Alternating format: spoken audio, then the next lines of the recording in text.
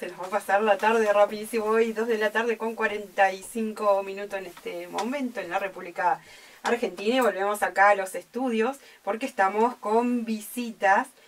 Porque este sábado 26 de abril a las 18:30 se va a estar presentando el libro El Gauchito Gil, Antonio Mamerto Gil Núñez.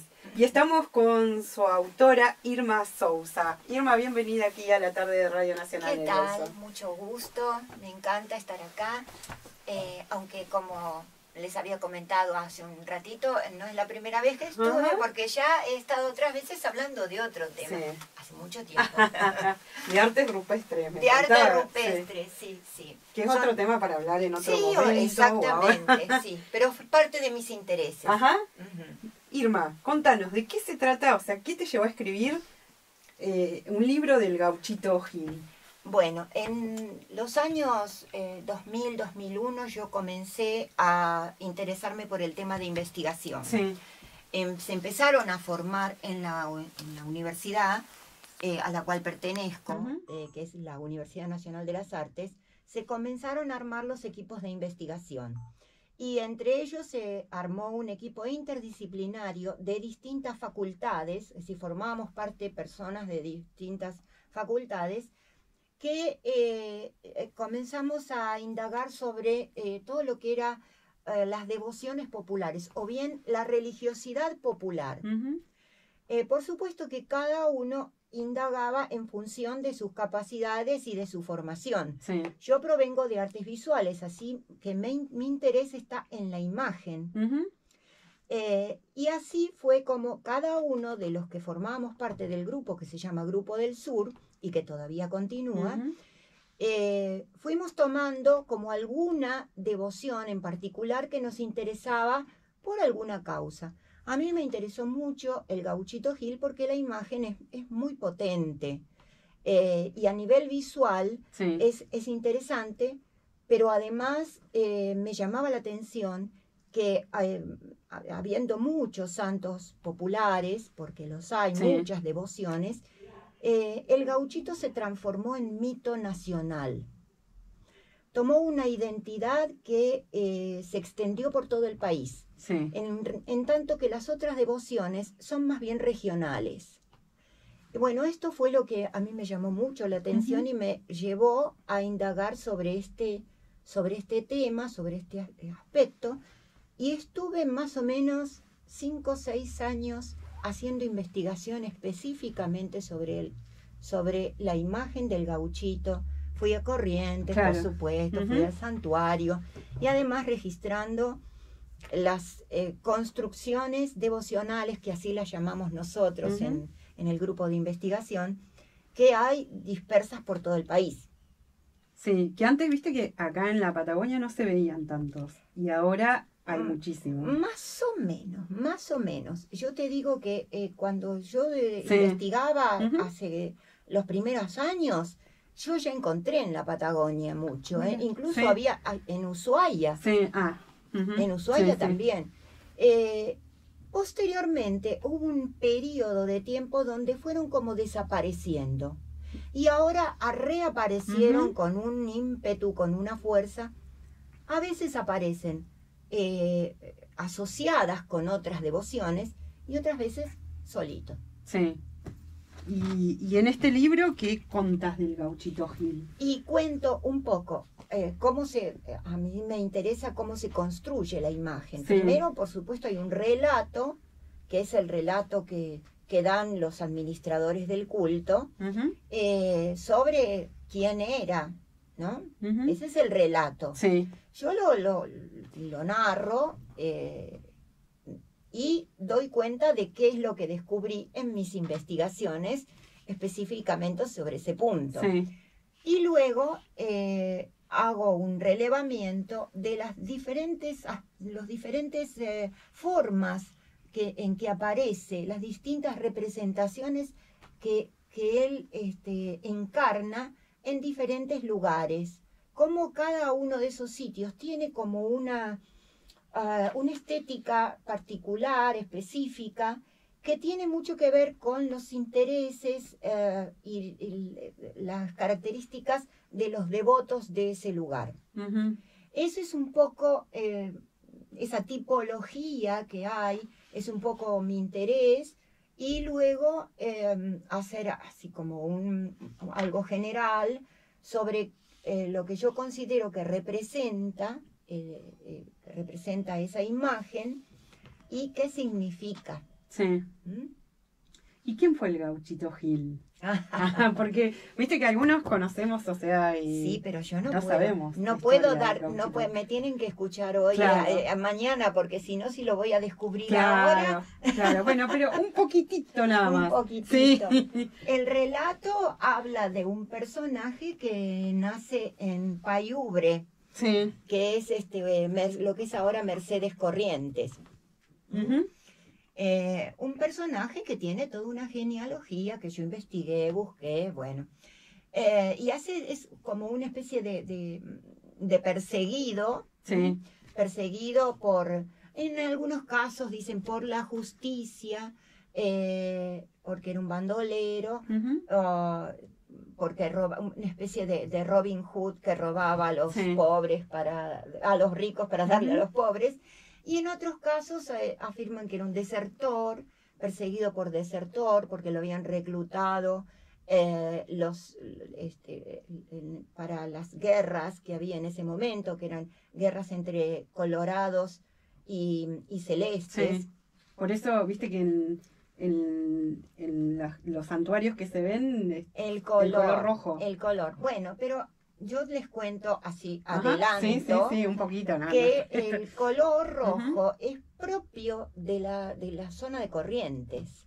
Si todos los gauchos, no hay un gauchito en Corrientes, van a encontrar muchos gauchos, el gaucho lega, hay otros gauchos, hay una serie de gauchos, bandoleros también, que sus características y sus simbólicas tienen que ver con el color rojo. Sí. Las banderitas rojas, las cintitas rojas, todo lo rojo está asociado a esa zona en particular. Sí. Así que no es más, hay un investigador que comenzó a indagarlo y que visitaba el santuario por los años 60, que dice que las banderas eran celestes y que el color era el celeste, porque es el color de la Virgen de Itatí. Sí. Así que con los años fue cambiando por distintos elementos que se fueron incorporando. Sí. Dijiste que este libro, me comentabas fuera de aire, que lo escribiste hace unos años. Sí, lo escribí en el 2010 después de haber hecho una investigación, como te decía, de 5 o 6 años. Escribí este librito y posteriormente yo hice como conversatorios, conferencias, donde de pronto iba encontrando elementos nuevos que los iba comentando. Claro. No escribí otro libro, pero siempre estoy con la idea de revitalizar el tema, porque además veo que hay cosas que se han modificado, que es interesante, porque muestra como toda imagen, muestra las características del contexto, qué es lo que pasa socialmente, qué es lo que pasa políticamente. Son todos elementos que intervienen en la constitución de la imagen, de esa imagen representativa de algo. Sí. Te iba a preguntar, ¿la primera vez que lo presentás aquí en el Bolsón? Sí, en el Bolsón es la primera vez que lo presento. Sí. Si bien yo he traído el libro en otras oportunidades, e incluso debe haber algunos que lo han comprado en otros años, sí. ¿no? Pero no lo había presentado. Esta vez tuve la oportunidad de conocer a la directora del museo, a Gisela, que una persona encantadora realmente, y ella charlando se enteró de esto, de este libro que yo había escrito, y me dice, ay, ¿por qué no lo presentás en el museo? Digo, bueno, pero entonces le voy a agregar algunas cosas. Sí. Si voy a agregarle imágenes, voy a proyectar imágenes con elementos nuevos y también voy a traer algunas cositas, una mini instalación, es decir, algunos elementos que de alguna manera actualicen lo que ya está en el libro. Claro, claro. Y esas imágenes que fuiste recolectando durante tu viaje, ¿no? Eso, ahí hay, en la parte de atrás del libro, están las imágenes, incluso están todos los epígrafes que dan cuenta de a dónde corresponde cada una de esas imágenes. Muchas de esas imágenes ya no existen en el lugar. Así que esto es un documento, es un documento histórico, porque hay muchas de esas que de pronto un mural que desapareció, de pronto un sitio que desapareció y se erigió otro con características distintas. Así que son cambios que se van dando. Y a mí me encanta tener estos registros porque voy haciendo comparaciones y voy viendo qué es lo que va sucediendo. Claro. Puedo analizar por comparación qué es lo que va pasando. Gauchito Gil todavía no es tanto, ¿no? No, ni creo que lo vaya a hacer. Porque no se le da... Porque el santo, oficialmente, el santo lo determina el Vaticano. Claro, claro. No es una, digamos, no es una decisión de la gente. Los santos, los antiguos santos, de los primitivos cristianos, sí surgían por aclamación popular.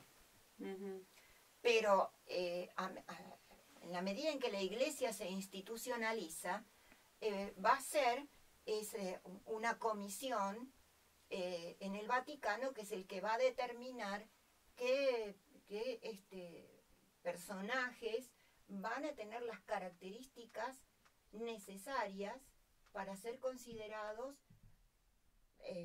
beatos, venerables, beatos, santos, ¿no? Que son una serie de condiciones que se requiere para que sean nominados como tales. Entonces, los milagros que uno puede escuchar como relato son cuestiones populares. Claro. No están aprobados, digamos, o confirmados por la iglesia. De manera que santo, miren, Seferino Amuncurá. Seferino es santo, sí. No, es beato. Beato. Y todavía no es santo. Yo personalmente creo que son cuestiones políticas. Claro, porque vino el Papa, ¿no?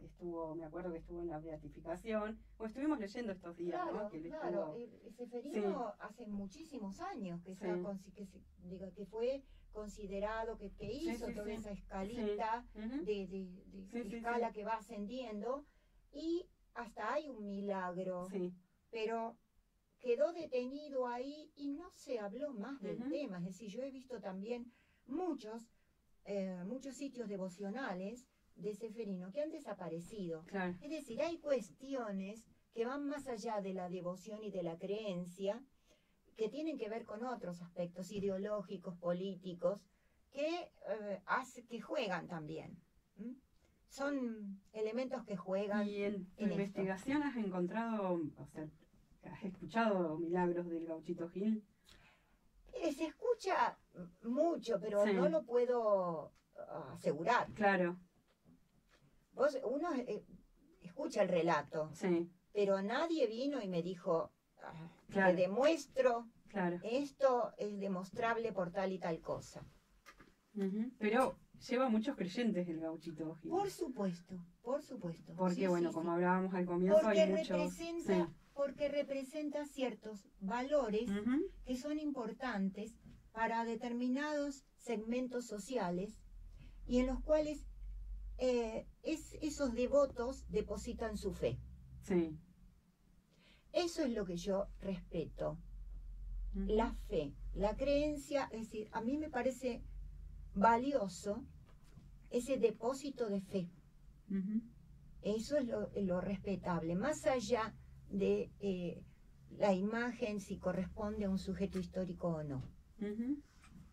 Es los valores que representan para ciertos grupos. Claro. Habrá otros grupos que no creen en esos, no depositan su fe en esos valores, sino en otros. Sí.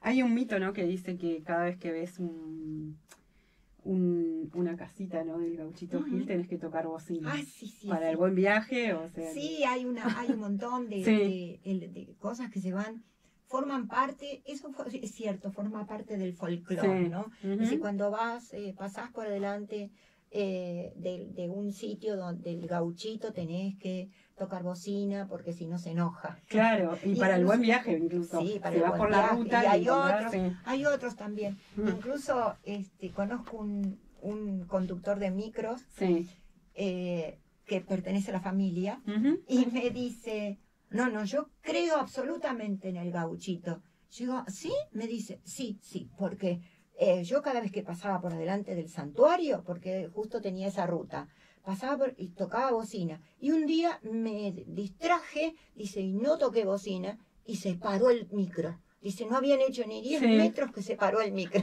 Digo, bueno. Ay, Antonio Mamerto Gil Núñez. Ajá. ¿Por qué el gauchito?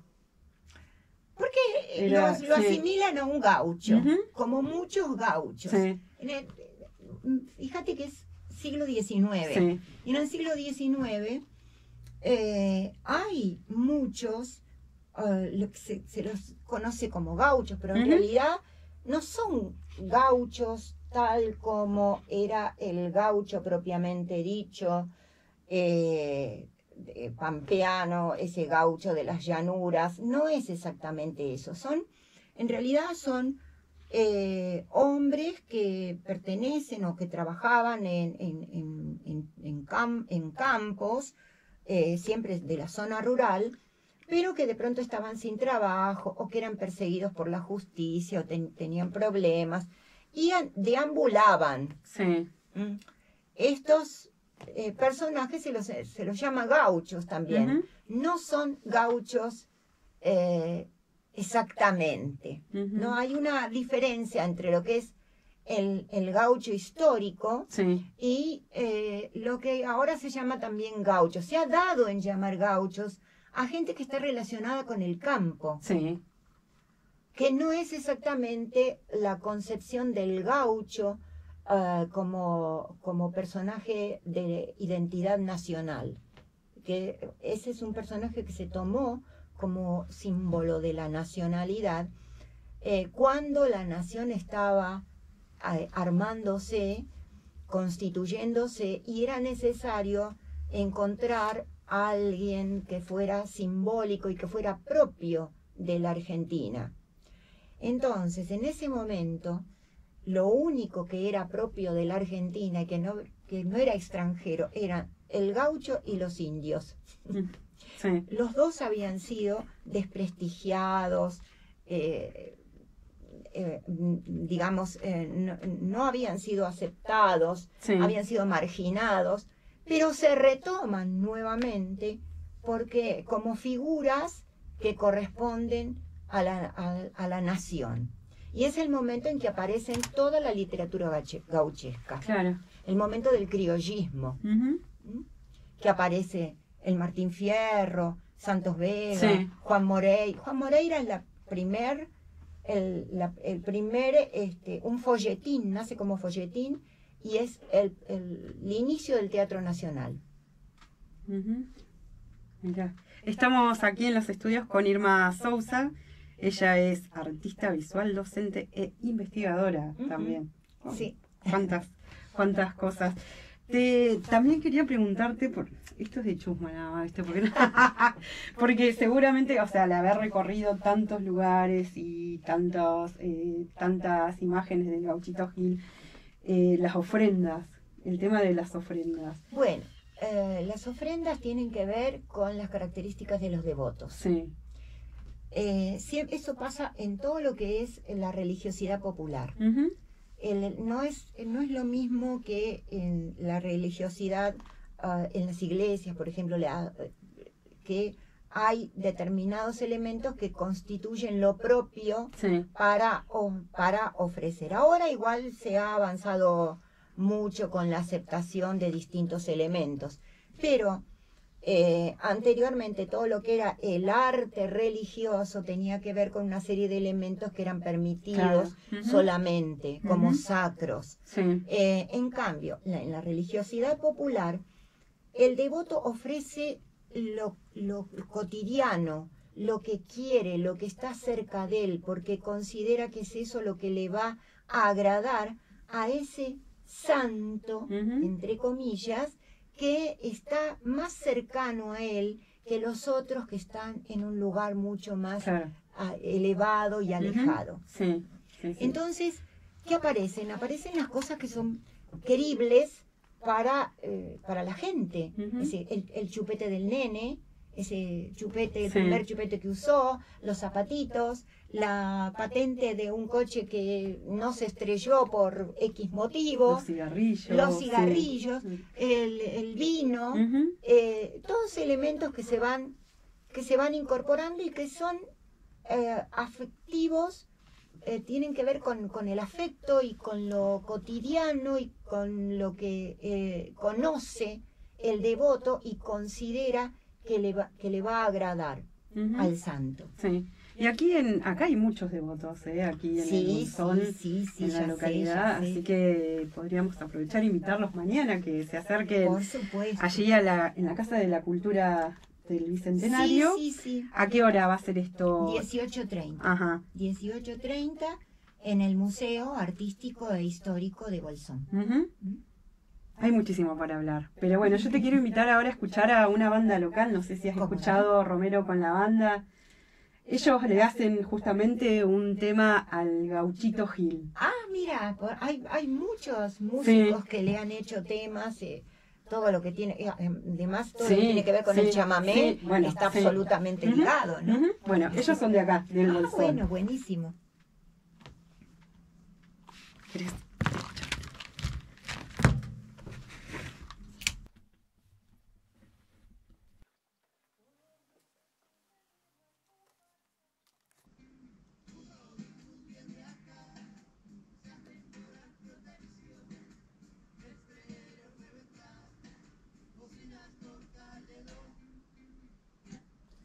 Ahí estábamos escuchando a Romero con la banda, haciendo este tema al Gauchito Gil. Buenísimo, buenísimo, muy lindo grupo, me gusta muchísimo el ensamble de música, me parece muy lindo. Y ellos son de acá, son nuestros de aquí, muy lindo grupo. Del Bolsón. Muy lindo grupo realmente, bueno, muy linda la canción. Irma, ¿algo más que quieras agregar?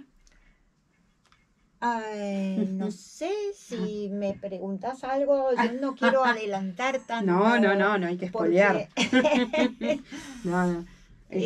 Pero bueno, no sé, creo que hay muchas cosas por hablar, pero yo te comentaba que quería mostrar algunas imágenes, porque son elementos que se incorporan y que es necesario, como yo trabajo sobre la imagen, no es en el aire, sino sobre la imagen. Entonces hay elementos que a mí me permiten incorporar algunas cuestiones o explicar y analizar algunas cuestiones, pero viendo la imagen, viendo los cambios que se produjeron acá, allá, cómo en tal momento pasó tal cosa, en tal momento esto adquirió unas características diferentes.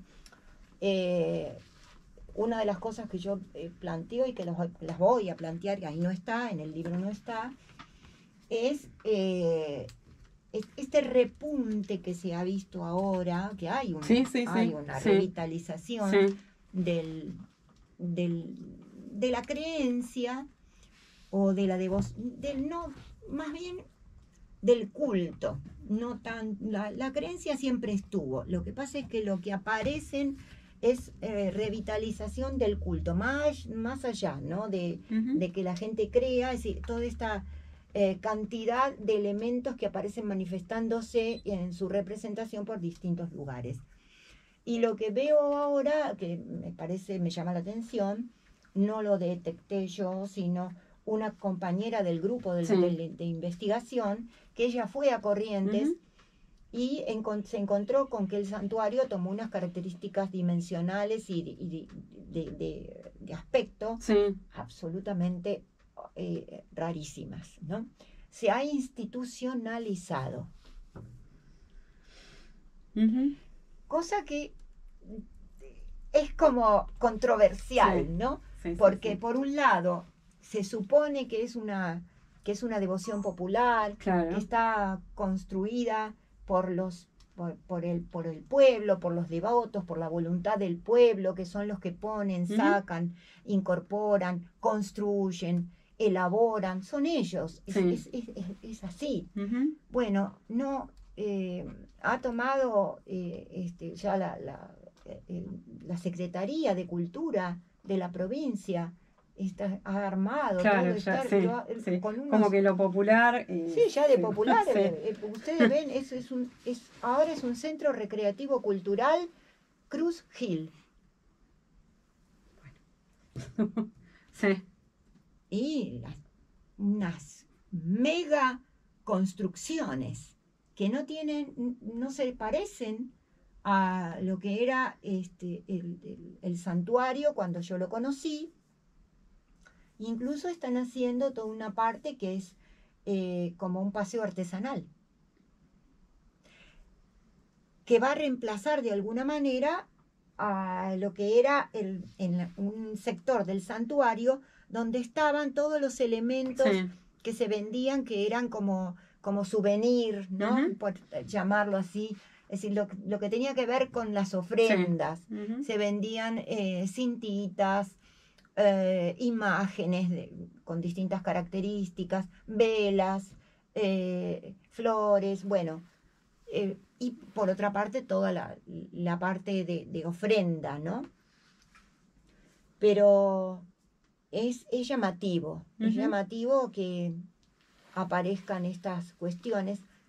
Llamativo, aunque tampoco, si uno lo analiza, no es para extrañarse, porque en general los imaginarios del pueblo llega un momento que se institucionalizan.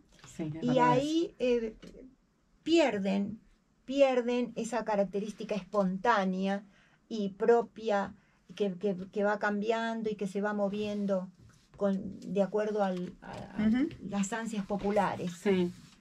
¿Cómo puedo hacer para conseguir el libro, Irma? Aparte de ir mañana a la charla. Bueno, pueden dejar no sé si yo mañana en la charla voy a llevar algunos. Y después pueden comunicarse allí al museo y con todo gusto les acerco, no hay ningún inconveniente. Bueno, muchísimas gracias por acercarte, por favor, aquí a los estudios de Radio Nacional. No se pierdan mañana, sábado 26 de abril a las 18:30 horas, la presentación del libro Gauchito Gil. Aquí estuvimos haciendo una anticipación de lo que va a ser mañana, pero bueno, estar ahí va a ser diferente, van a poder hablar, contar seguramente cosas con respecto a Antonio Mamerto Gil Núñez, el Gauchito Gil.